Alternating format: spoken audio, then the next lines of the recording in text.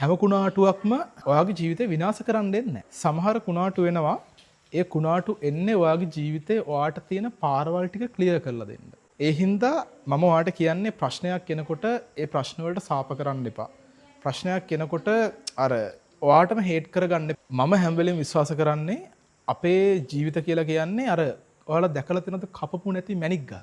මං හිතන්නේ අපේ ජීවිත කියන්නේ ඔය කපපු නැති මැණික් ගල් වගේ සීන් එකක්.